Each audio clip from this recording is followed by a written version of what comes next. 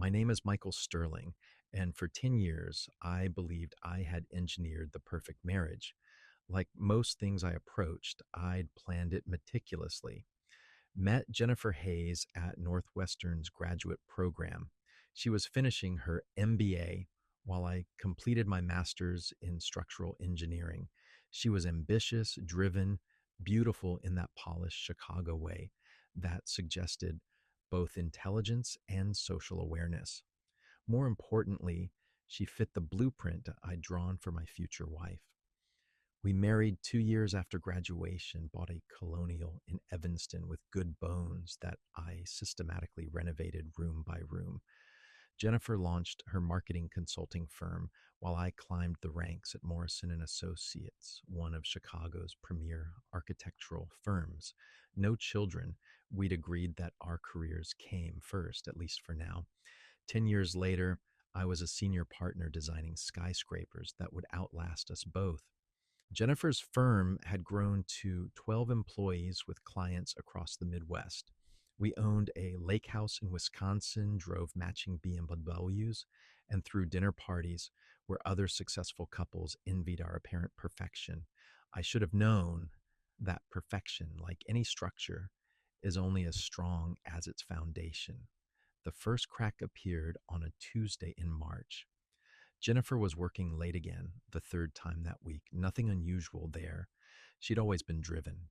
But when I called her office at 9 p.m., her assistant Marcy sounded surprised. Oh, she left around 5, Mr. Sterling, said she had a client dinner.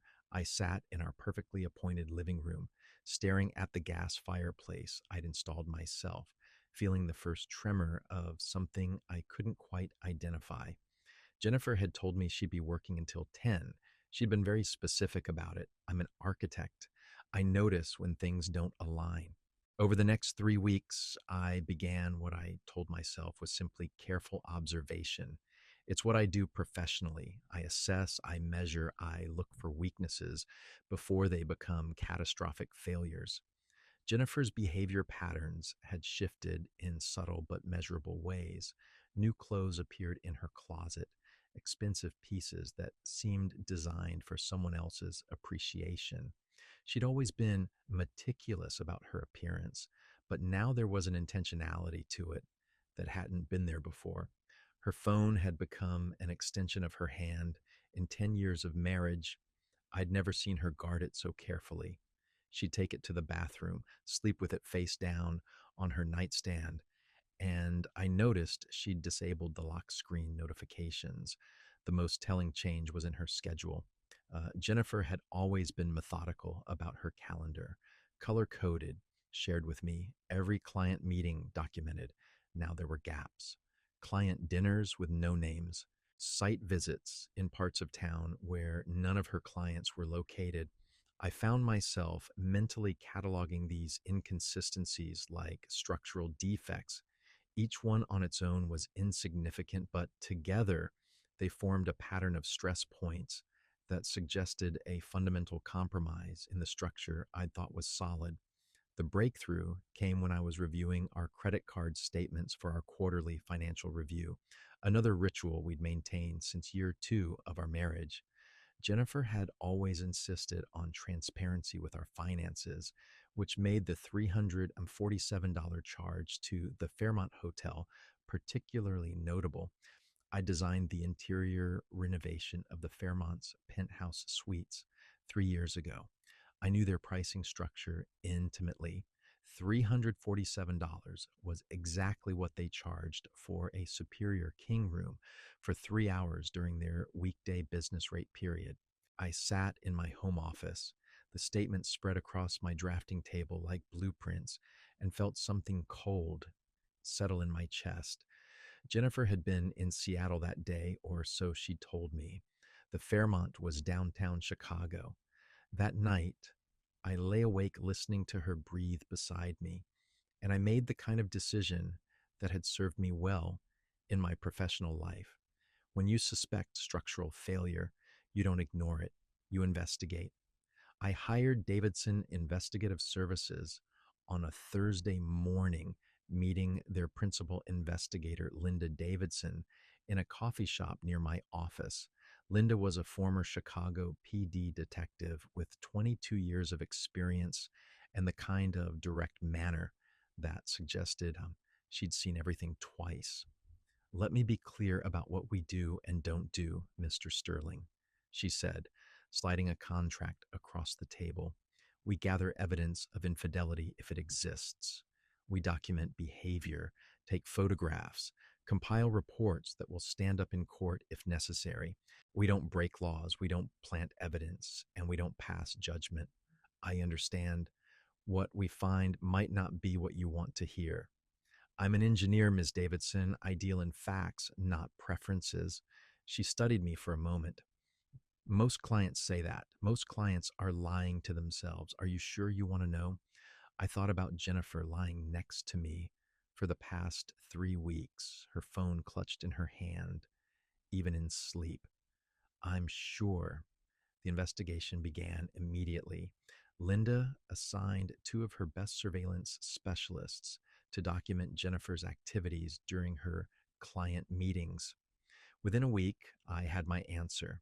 The photographs were clinical in their clarity. Jennifer entering the Fairmont at 2:17 p.m., Jennifer leaving at 5:43 p.m., her hair slightly mussed, her lipstick gone, and with her every time was Daniel Cortez. I stared at the images spread across Linda's desk and felt something break apart inside my chest. Daniel Cortez, senior partner at Hartman Briggs and Associates. Jennifer had mentioned him occasionally over the past year. A potential client, she'd said, someone she was courting for a major account. She'd been courting him, all right.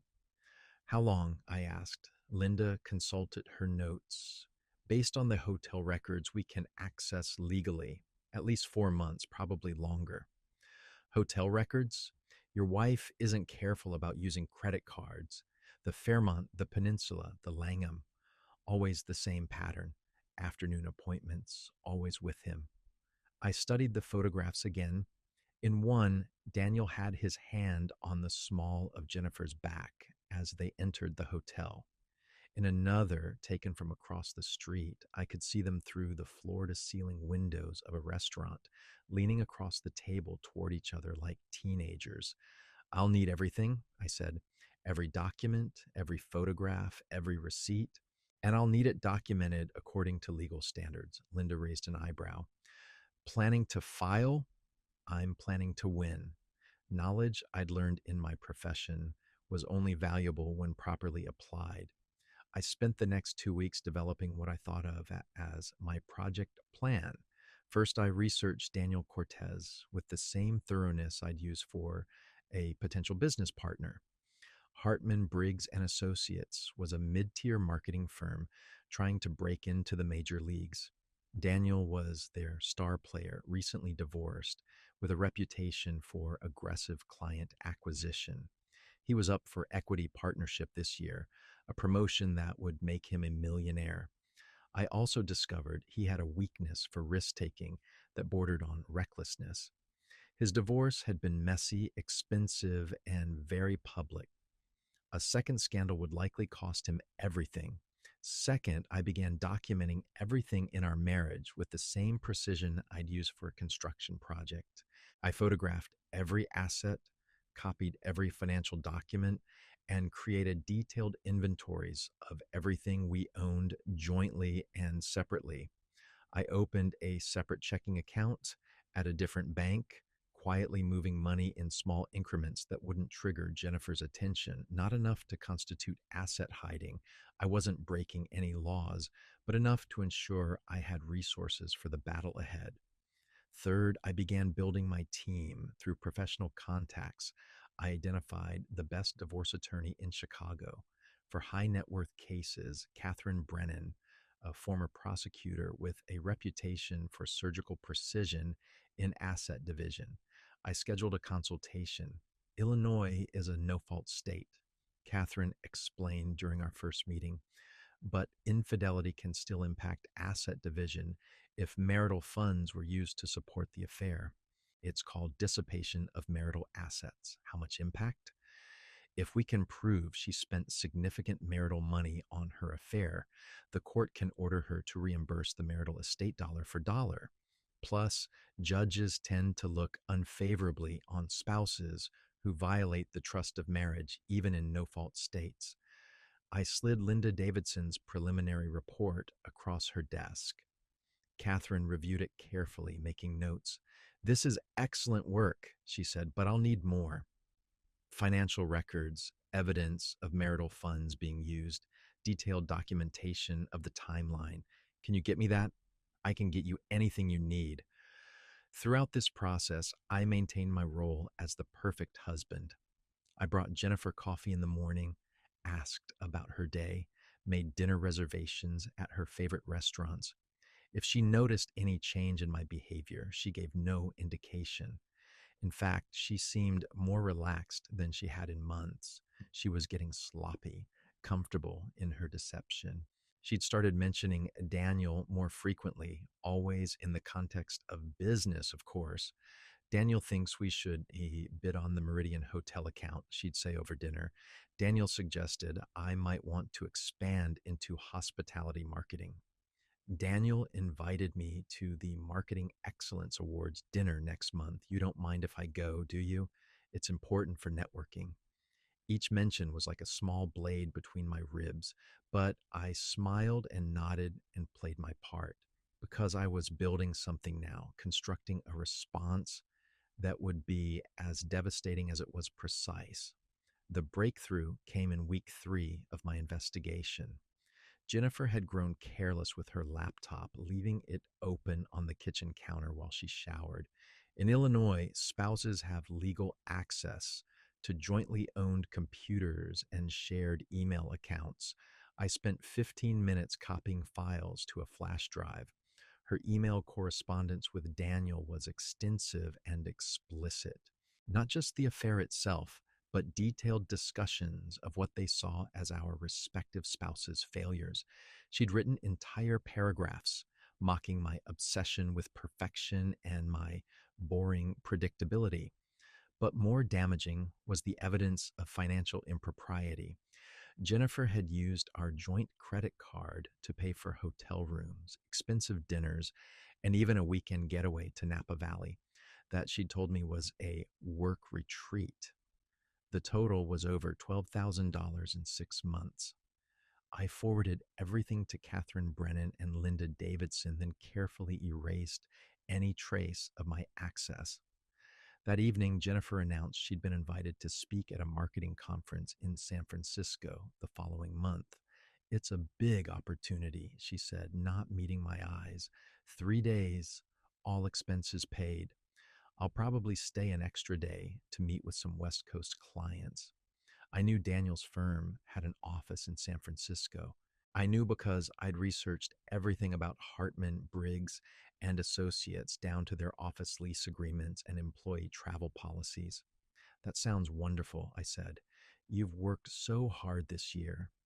You deserve some recognition." She smiled, the first genuine smile I'd seen from her in months. She thought she was so clever, so careful.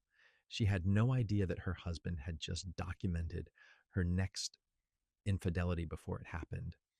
The night before her conference, I helped her pack, commenting on how nice her new lingerie looked.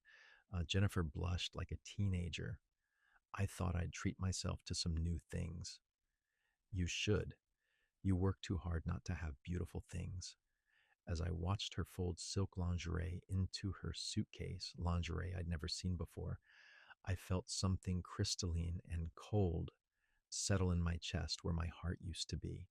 She was packing for another man while I stood there playing the role of supportive husband. That's when I finalized my timeline.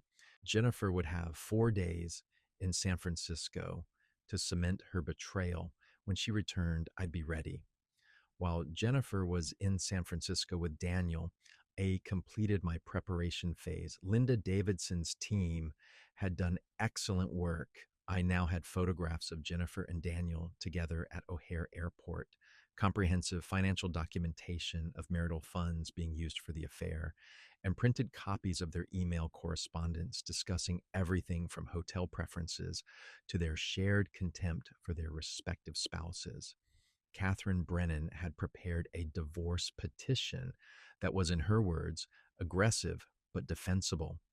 We would file for divorce based on irreconcilable differences, seek return of dissipated marital assets, and request the majority of the marital property based on Jennifer's breach of fiduciary duty to the marriage. But the legal case was only the foundation of what I was building. The real structure would be more comprehensive. Through my professional network, I'd cultivated relationships with several business journalists over the years. Chicago is a relationship driven city, and architects often work closely with developers who are frequent subjects of business coverage. I'd helped reporters understand the technical aspects of various construction projects. Now I needed a different kind of help. Marcus Webb, who covered the marketing and advertising industry for Crane's Chicago business, owed me several favors. He'd been particularly grateful when I'd provided inside information about a major development project his paper was investigating. I need to discuss something confidential, I told him over lunch at the Union League Club. Marcus was intrigued. I'm listening. I explained that I had information about unethical behavior in the local marketing industries. Nothing illegal, but a violation of professional standards that his readers would find interesting. What kind of violation? I slid him a carefully edited version of the investigation report. Nothing that would compromise Linda Davidson's methods, nothing that would violate attorney client privilege, but enough to paint a clear picture of Daniel Cordes using company resources and time to conduct an extramarital affair with a potential client. This is solid, Marcus said, reviewing the documents. But why are you giving this to me? Because I believe in accountability and because the marketing industry prides itself on trust and ethical client relationships. This is a betrayal of both. Marcus understood. He'd built his career exposing exactly this kind of behavior. Successful people who thought their position made them untouchable. By the time Jennifer returned from San Francisco, the first phase of her destruction was already in motion. I picked Jennifer up at O'Hare on Thursday evening, playing the role of devoted husband one last time. She looked relaxed, satisfied, glowing in the way women do when they've spent 4 days being desired by someone who doesn't know their flaws yet. How was the conference? I asked as we drove home through Chicago traffic. Wonderful, really productive. I made some important connections. I'm sure she had. I missed you, I said.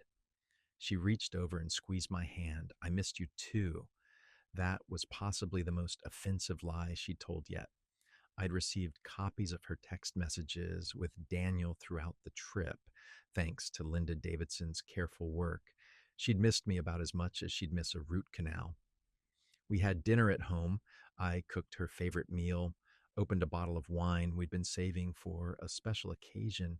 Jennifer chatted about her conference sessions and networking opportunities, while I nodded and smiled and thought about the photographs in my briefcase of her holding hands with Daniel on Fisherman's Wharf.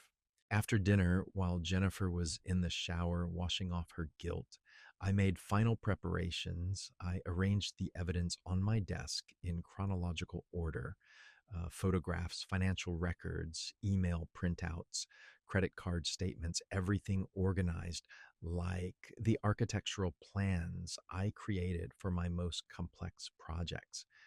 Jennifer emerged from the bathroom in the silk robe I'd bought her for our anniversary 3 years ago.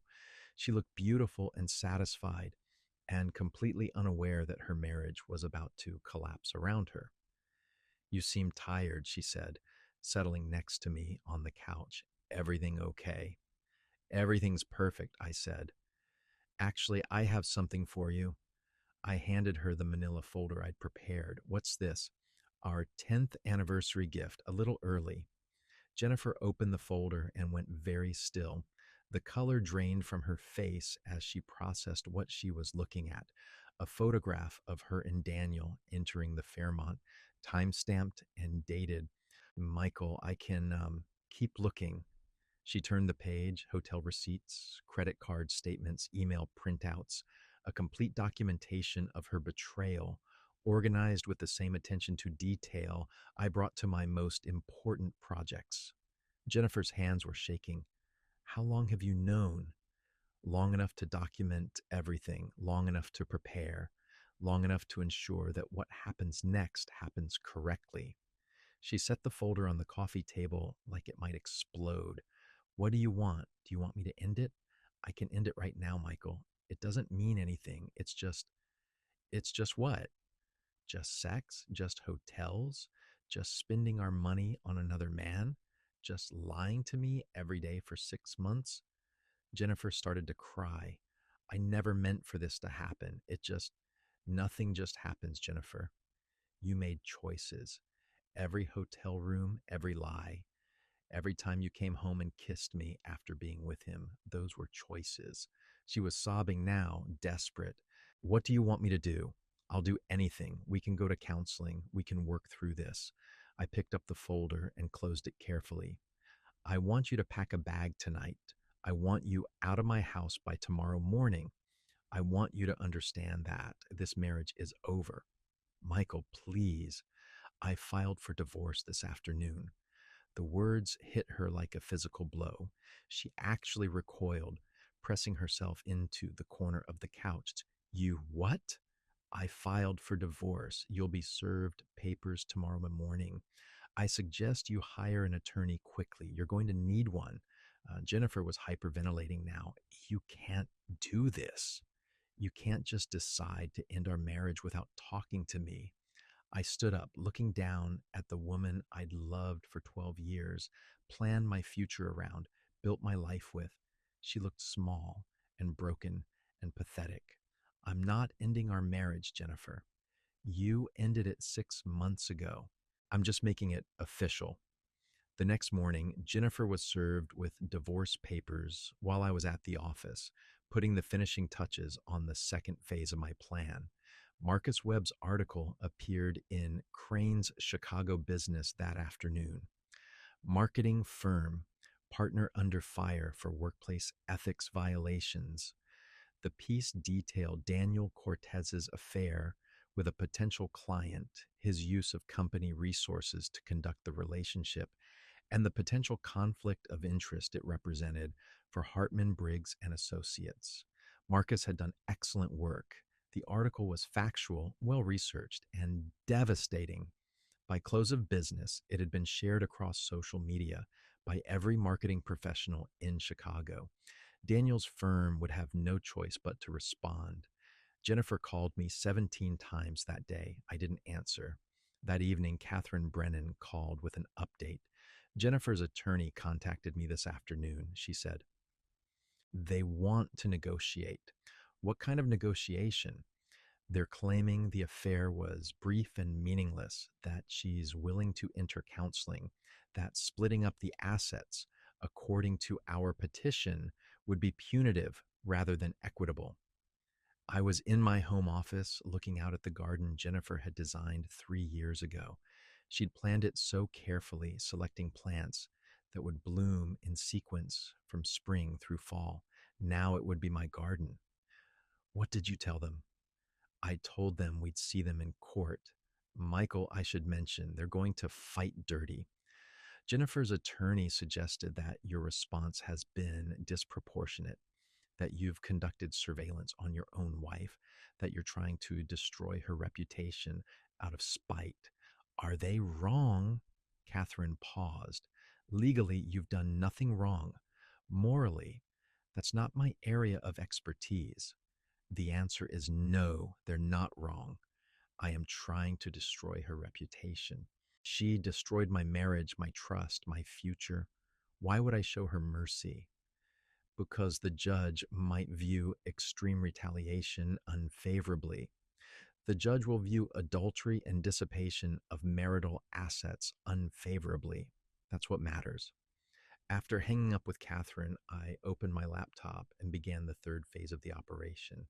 I'd maintained social media accounts primarily for professional networking, but they proved useful for a different purpose now. Over the next hour, I crafted a carefully worded statement about the end of my marriage, emphasizing my sadness about the breakdown of trust that had made reconciliation impossible.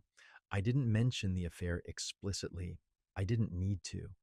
By the time Jennifer's friends and family read my statement alongside the Crane's article that was circulating throughout Chicago's business community, they'd understand exactly what had happened.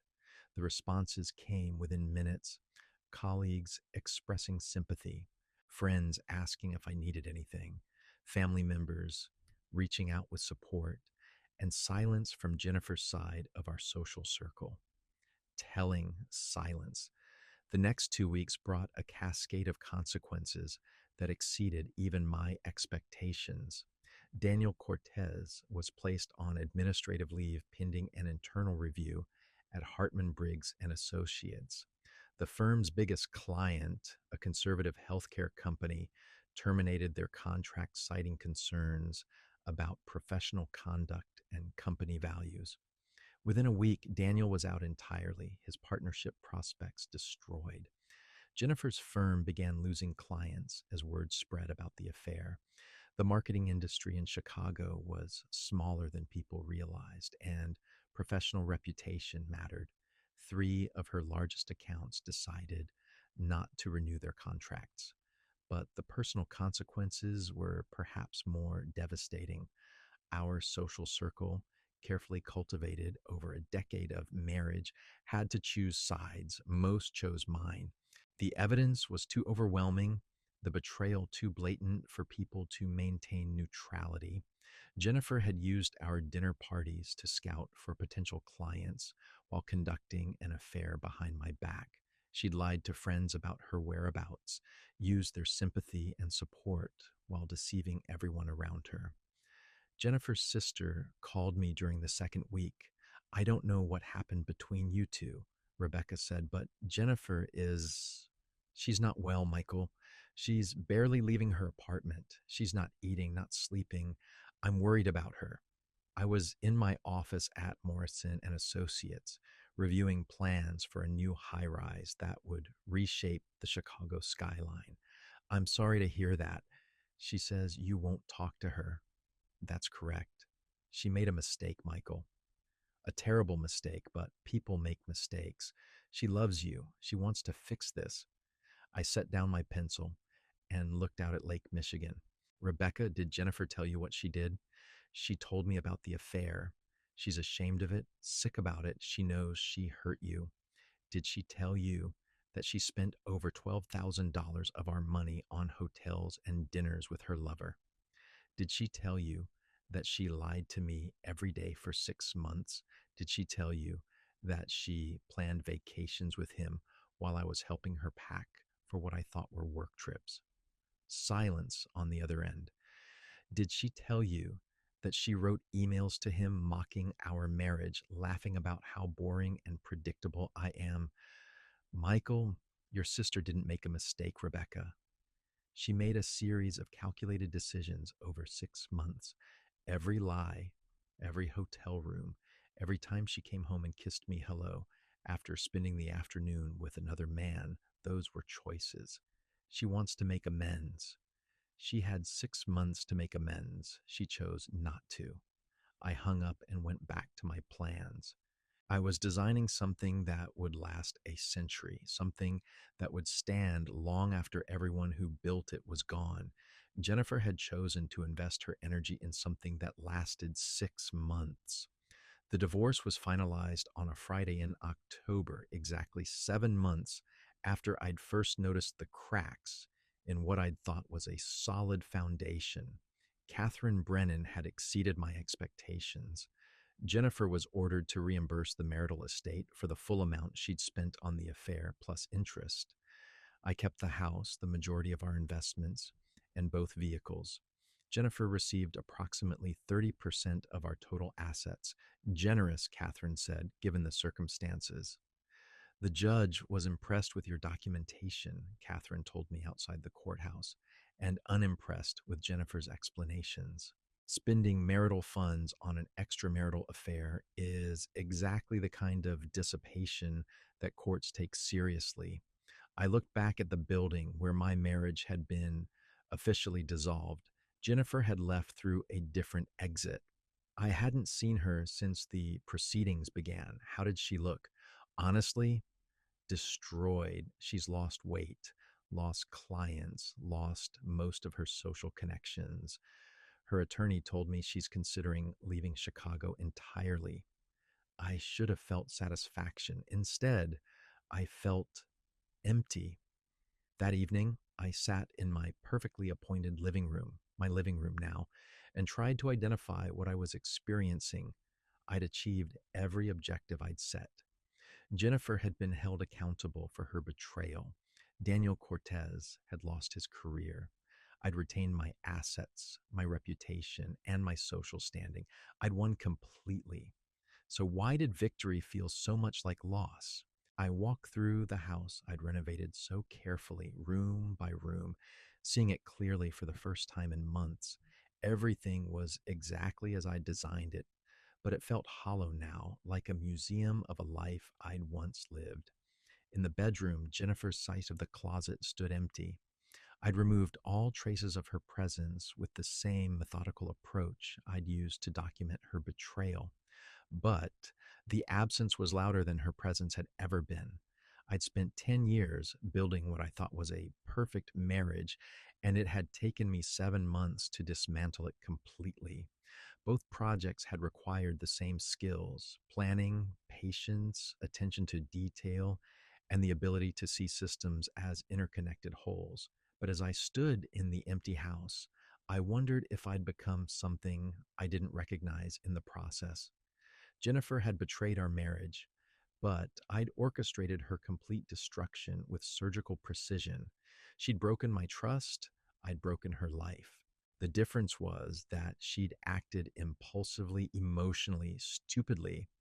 I'd acted with calculation, a strategy, and complete awareness of the consequences. I wasn't sure which of us was the worst person. 6 months later, I was having lunch with my brother Thomas, who'd flown in from Denver for a construction industry conference. We were at the university club, surrounded by the kind of successful, well dressed professionals who'd once included Jennifer and me as a couple. "You look good," Thomas said, studying me across the table. "Healthier than the last time I saw you. I've been working out more, eating better, sleeping better. And the house? Quiet." Thomas nodded. He'd been through his own divorce 5 years earlier, though under much different circumstances. His ex wife had left him for a colleague, but it had been straightforward: no deception, no financial impropriety, no need for warfare. "Have you heard anything about Jennifer?" I shook my head. "Catherine thinks she's left Chicago, started over somewhere, and Daniel moved to Phoenix, took a job with a small firm there, making about a third of what he was earning here." Thomas was quiet for a moment. "Do you ever regret how you handled it?" I considered the question carefully. "I regret that it was necessary. I don't regret my methods, even though it destroyed her." "She destroyed herself, Thomas. I just documented the process and ensured there were consequences. That's a fine distinction. It's an important distinction." Thomas ordered another drink. "Are you happy?" The question caught me off guard. "What do you mean?" "I mean, are you happy? You won your war, kept your assets, maintained your reputation. Jennifer paid the price for what she did. Daniel paid the price. You achieved everything you set out to achieve. Are you happy?" I looked around the dining room at the other tables filled with successful couples, and I realized I couldn't answer his question. I wasn't unhappy exactly. I wasn't angry anymore, wasn't driven by the cold fury that had sustained me through the divorce, But I wasn't happy either. I was neutral, empty, like a building that had been designed perfectly and constructed flawlessly but had never been inhabited. I'm satisfied, I said finally. Thomas studied my face. That's not the same thing. A year after the divorce was finalized, I was contacted by Linda Davidson about a potential new case. She was calling because one of her clients had specifically requested to work with the investigator who'd handled the Cortez documentation. Apparently, my case had become something of a legend in Chicago's private investigation community. He wants the same kind of thorough approach you insisted on, Linda explained. Complete documentation, legal admissibility, comprehensive evidence gathering. He's willing to pay premium rates for premium work. I was in my office at Morrison and Associates looking out at a construction site where one of my designs was beginning to rise from the ground. 24 floors of mixed use space that would reshape that corner of downtown. I'm flattered, but I'm not an investigator. No, but you understood something most clients don't, that gathering evidence is only half the battle. The other half is knowing how to use it strategically. Most people want to confront their cheating spouse immediately. You waited until you could win. After hanging up with Linda, I realized she was right. I'd approached Jennifer's betrayal like an engineering problem, identify the structural failure, analyze the load bearing elements, develop a comprehensive solution, execute with precision. It had worked flawlessly. But as I sat in my office looking out at the city I'd helped shape with my designs, I wondered if I'd applied the wrong methodology to the problem. Maybe marriages weren't buildings, maybe they couldn't be engineered to withstand every possible stress. Maybe some things, once broken, weren't meant to be rebuilt, they were meant to be mourned, learned from, and left behind. The thought was both liberating and terrifying. 2 years after the divorce, I received an invitation that surprised me. Thomas was remarrying a woman he'd met through mutual friends, a teacher who seemed to bring out a lightness in him I hadn't seen since before his first marriage fell apart. The wedding was in Denver, a small ceremony in the mountains surrounded by family and close friends. Thomas's bride Sarah was nothing like his first wife or like Jennifer. She was quiet where they'd been ambitious, grounded where they'd been restless, content where they'd been constantly seeking something more. During the reception, I found myself talking with Sarah's sister, a landscape architect named Claire, who designed the garden where the ceremony took place. It's beautiful work, I told her, gesturing toward the carefully planned integration of native plants and mountain views. Thank you. I believe in working with what's already there instead of trying to impose something artificial. We talked about design philosophy, about the difference between creating something that looked perfect and creating something that would thrive in its actual environment. Claire had a way of thinking about her work that was both practical and organic. She planned carefully, but she also left room for things to grow in unexpected directions. The mistake most people make, she said, is trying to control too much. You can't engineer a garden the way you'd engineer a building. Gardens are living systems. They change, they adapt, they surprise you. I thought about my marriage to Jennifer, how I tried to design it like a structure rather than tend it like a living thing, how I'd focused on controlling variables instead of nurturing growth. What about when something dies? I asked. When something doesn't grow the way you planned, Claire smiled. Then you learn from it. You understand what went wrong. You improve the conditions and you plant something new. Standing in that mountain garden, watching my brother dance with his new wife, I realized something that had taken me 2 years to understand. I'd been so focused on winning my war with Jennifer that I'd forgotten to plan for peace. I demolished the structure of our marriage so completely, so precisely, that I'd left no foundation for building anything new.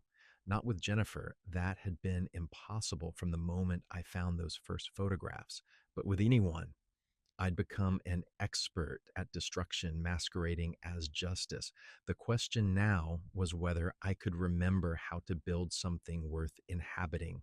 The answer, I thought, would depend on whether I could learn to engineer for growth instead of control, for resilience instead of perfection, for life instead of victory. It would be the most challenging project I'd ever undertaken, but as I watched Thomas and Sarah dance under the Colorado stars, surrounded by a garden that had been planned carefully but allowed to flourish naturally, I thought it might also be the most important.